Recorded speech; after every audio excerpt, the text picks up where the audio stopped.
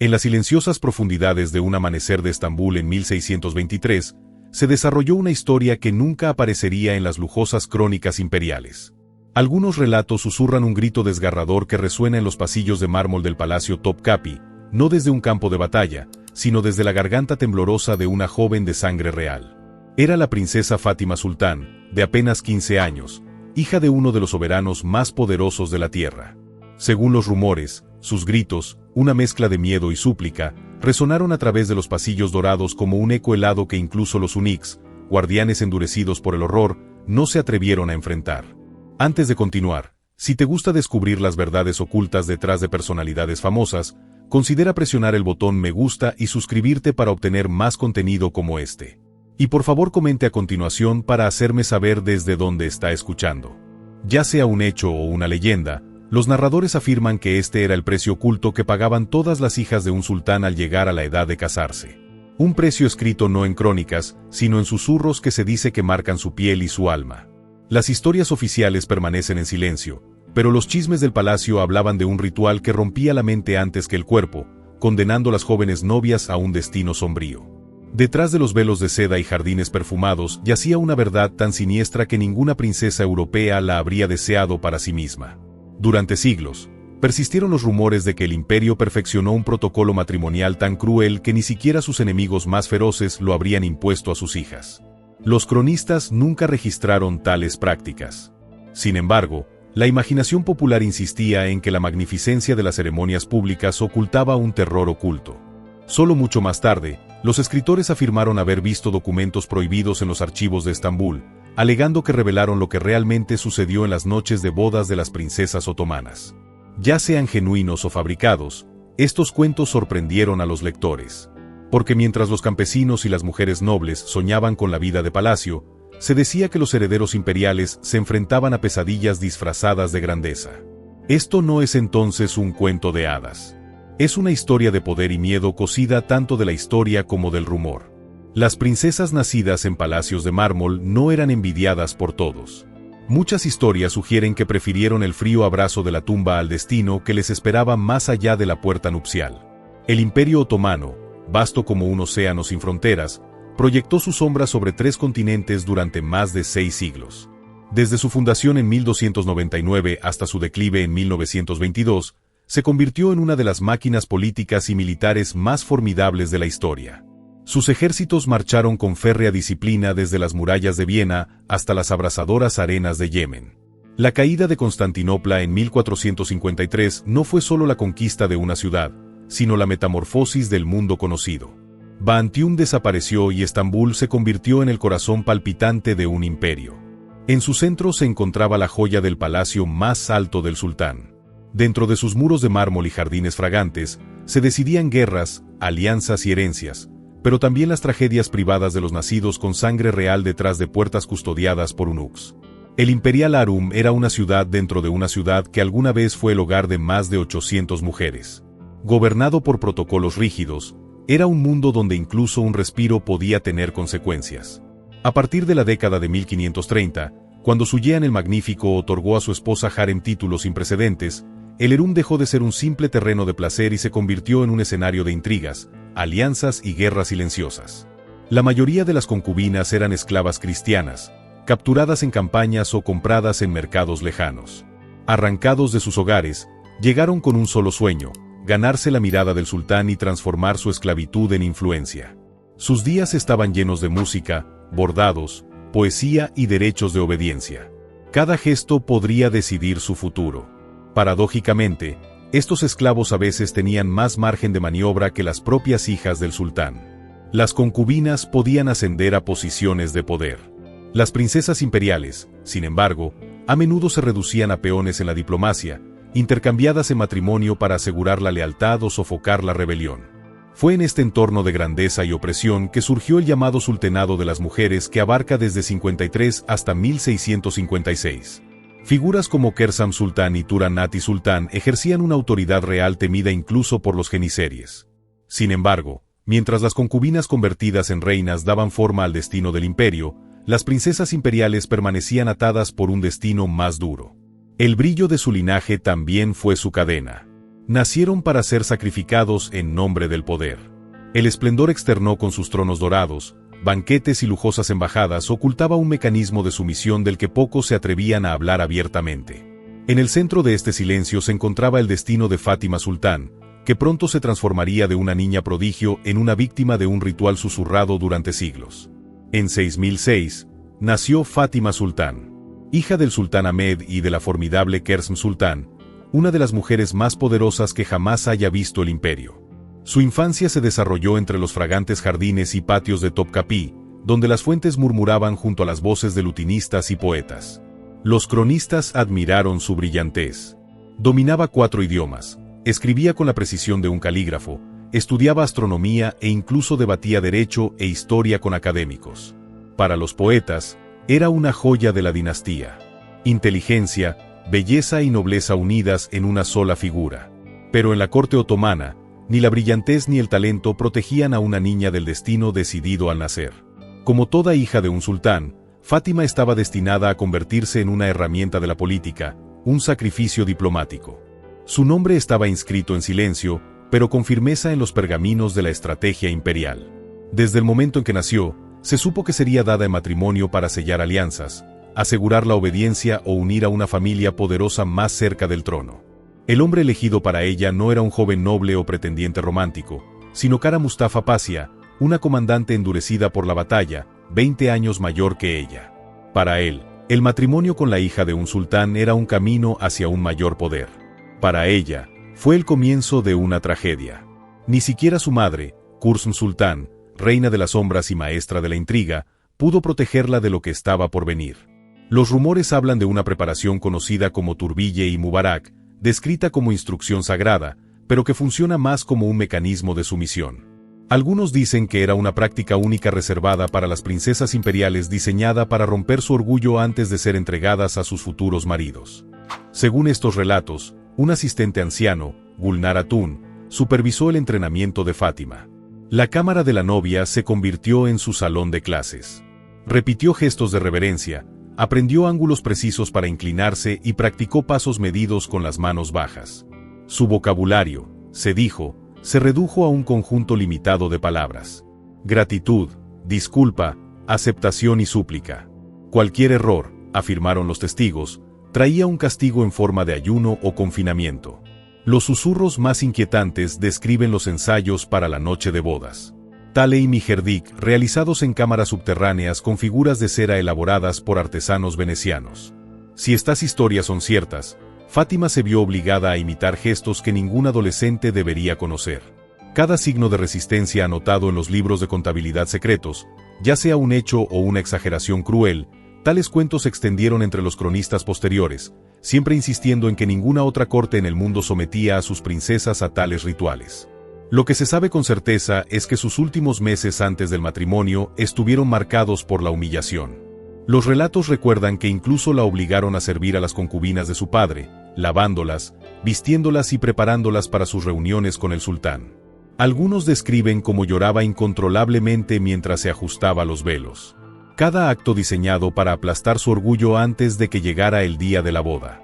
Una semana antes de la boda, Fátima fue trasladada al Elin Kuko, el pabellón nupcial, un recinto aislado donde se controlaban todos los aspectos de su vida.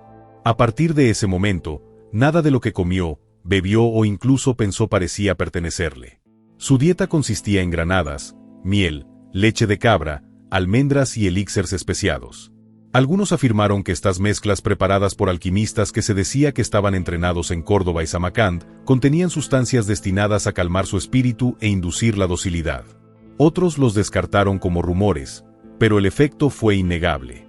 Comenzó a hundirse en un extraño estado de resignación. Cada sorbo y cada bocado llevaban un recordatorio invisible. Su cuerpo ya no era suyo. Bañarse también se convirtió en un calvario. Bajo la mirada de los asistentes, se sumergió en aguas perfumadas con aceites de amapola, balian y azac. Lo que debería haber sido refrescante fue en cambio un ritual de control. Cada limpieza enmarcada como purificación para su futuro esposo. Los testigos lo describieron más tarde como un acto sagrado convertido en cadena invisible. El agua se convirtió en el reclamo del imperio sobre su propia piel. Las paredes del pabellón contaban la misma historia. Los tapices mostraban escenas de esposas obedientes celebradas por su fertilidad y sumisión. Modelos silenciosos para que ella los imite. Se colocaron espejos fenicios para que no pudiera escapar de su propio reflejo. Una práctica que alguna vez tuvo sus raíces en la meditación sufí conocida como autoobservación muraka se convierte en un arma. Fátima se vio obligada a vigilarse constantemente como si incluso su sombra se hubiera convertido en carcelera.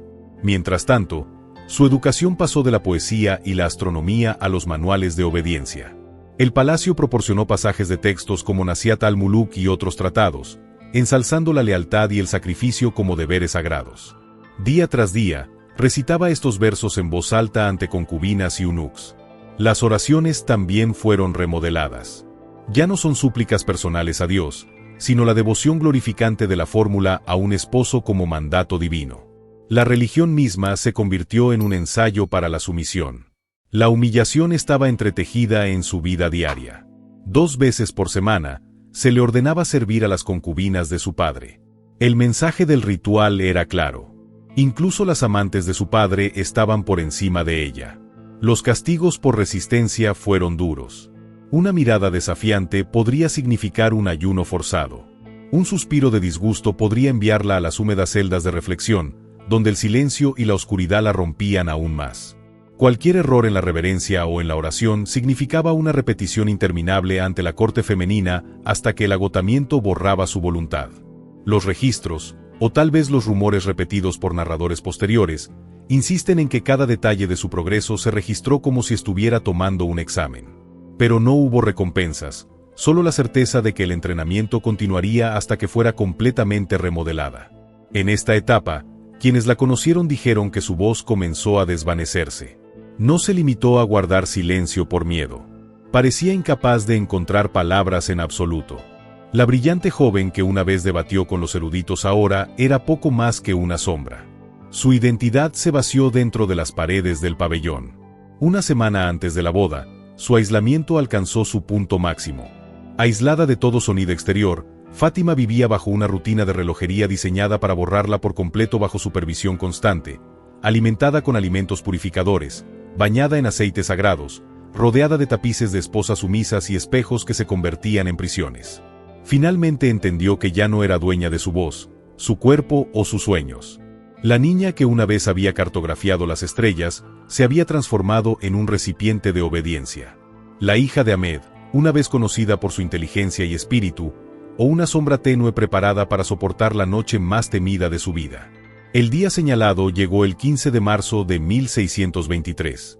Desde el amanecer, Estambul palpitaba con ceremonia. Las calles se llenaron de procesiones, incienso espeso en el aire y música traída de provincias lejanas. Los tambores de guerra chocaban con las cuerdas del laúd mientras que los patios de los palacios brillaban con banquetes servidos en bandejas doradas. Los cronistas describen bailarines persas y músicos andaluces que animaban las salas mientras las geníferas mostraban su habilidad de mariscal ante los ojos del sultán. Para la gente, fue un espectáculo enviado para honrar los cielos. Para Fátima, fue el tambor de la fatalidad. Los médicos del palacio notaron signos preocupantes. Bebió poco, sus labios se agrietaron. Temblaba y sudaba a pesar del suave aire primaveral. Hoy, los llamaríamos ataques de pánico. En ese momento, se registraron bajo el vago diagnóstico de melancolía virginal. Los invitados levantaron sus copas. La música llenaba los pasillos, pero ella permanecía en silencio, mirando a la nada.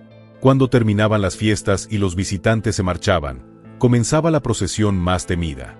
La princesa fue conducida al pabellón nupcial, una estructura octogonal levantada en los jardines del palacio. Oficialmente, estaba destinado a encarnar la pureza, la rendición y la unión. Pero en los susurros de Unix y la asistencia, se convirtió en algo más oscuro. Algunos juraron que el edificio en sí había sido arreglado para probar la obediencia, cada cámara dedicada a un derecho diferente. En verdad, Fátima fue bañada en agua de rosas y sándalo, su cuerpo ungido con aceites, como era costumbre. Sin embargo, los rumores afirman que se usaron brebajes más fuertes, gotas de opio, incluso mandre para opacar la resistencia. Estaba vestida con seda blanca bordada con oro, su vestido cargado de perlas y gemas. Para los forasteros, era una visión de majestuosidad, pero algunos susurraron que el peso y las capas del vestido lo convertían en una prisión, obligando a su cuerpo a la quietud. Mientras tanto, Ka Mustafa Pasha se mantuvo aparte, recibiendo consejos de los ancianos sobre cómo abordar la unión. Algunos relatos insisten en que fue instruido en intimidación, gestos de dominio, como si se preparara para una campaña, ya sea verdad o rumor. La idea misma revela cuán estrechamente estaban entrelazados la política y el lecho matrimonial. Por fin, la novia fue conducida a la cámara de consumación. Las paredes tenían tapices de conquistas y victorias, un recordatorio de que esta unión no era simplemente personal, sino dinástica. Los cronistas señalan que la asistencia se mantuvo cerca, escuchando, asegurándose de que nada pudiera impedir el acto. Para ellos, la unión simbolizaba la estabilidad del imperio. Para Fátima, fue el comienzo del colapso. Los testigos escribieron que su voz se convirtió en un susurro, su cuerpo temblaba. Algunos relatos incluso hablan de desmayos y hemorragias descritas en términos codificados como el alma que abandona el cuerpo. Ya sea exagerado o no, la imagen es clara. Soportó la noche en silencio, su espíritu se retiró para sobrevivir. Los días siguientes revelaron su transformación. Los médicos de la corte registraron síntomas que ahora llamaríamos traumatismos severos. Mudo, pérdida de apetito, llanto repentino y ataques violentos ante la mera presencia de los hombres. Incluso confió en Unix. Se intentaron remedios, infusiones de hierbas, música, meditaciones sufíes. Ninguno restauró su antigua brillantez. La joven que una vez debatió astronomía con eruditos y tocó música en los jardines se convirtió en una sombra silenciosa. Los libros yacían sin abrir, los instrumentos acumulaban polvo y su risa había desaparecido. El matrimonio continuó por deber. Nacieron niños, se celebraron ceremonias, pero en privado reinó el silencio. Memorias posteriores sugieren que incluso Mustafa Pasha buscó refugio en las campañas y el opio. Atormentado por el conocimiento de que su noche de bodas había destruido a su esposa, cumplió con sus deberes públicos. Apareció en las ceremonias como una figura silenciosa adornada pero ausente. Pasaron los años sin que Fátima recuperara nunca la chispa de su juventud. Los cronistas notaron que su voz se debilitó, su risa se desvaneció y los médicos la describieron como plagada de fiebres, desmayos y un pulso acelerado que empeoraba cada año alrededor del aniversario de su matrimonio. Lo que comenzó como una noche de consumación parecía, a los ojos de algunos, haberse transformado en una sentencia de silencio de por vida. La hija de Ahmedi, una vez célebre por su brillantez, se convirtió en una sombra silenciosa dentro de los muros del palacio. El imperio, que había elogiado su boda como un triunfo, no reconoció el costo privado. En público, era la esposa y madre obediente. Apareció en banquetes, rituales y ceremonias cumpliendo el papel que se le impuso, pero en privado, las memorias insinúan que sufrió noches de insomnio y repentinos ataques de llanto. El esplendor de la corte, las joyas, la música, las fiestas contrastaban con su oscuridad interior. Ka Mustafa Pasha, aunque respetado en el ejército, nunca borró la distancia entre él y su esposa. Escritos posteriores lo describen retirándose a largas campañas y opio, tal vez incapaz de enfrentar la sombra que había ayudado a crear. Su matrimonio se volvió mecánico, atado solo por la política y el deber. Fátima vivió durante casi 3 décadas después de esa noche. En 1652, los médicos del palacio registraron su muerte por fiebre cerebral. Sin embargo, algunos susurraron que la fecha, el aniversario exacto de su boda, era más que una coincidencia. Se difundió la historia de que su espíritu se había roto mucho antes de que su cuerpo fallara. Y Fátima no estaba sola. En los archivos, los registros dispersos muestran que muchas princesas otomanas sufrieron destinos similares. Algunos vivían en silencio, sus nombres apenas se mencionaban después del matrimonio. Otros desaparecieron por completo de los registros oficiales.